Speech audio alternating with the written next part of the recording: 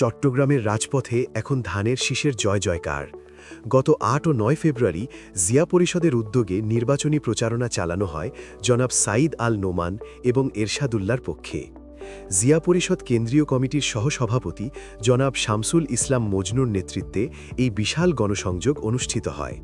লালখান বাজার, বাকলিয়া এবং বহদ্দারহাট এলাকার এই প্রচারণায় যোগ দেন রাষ্ট্রায়ত্ত বিভিন্ন ব্যাংকের শীর্ষ নেতৃবৃন্দ।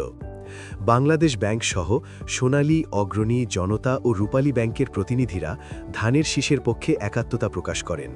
ব্যাংক নেতৃবৃন্দের মধ্যে উপস্থিত ছিলেন নজরুল ইসলাম মজুমদার, মোহাম্মদ রাশেদুল ইসলাম, নুরুদ্দিন চৌধুরী, মোহাম্মদ জামাল, নুরুল হুদা, মোহাম্মদ শফিউল্লাহ এবং আজিজুর রহমান সহ অন্যান্যরা।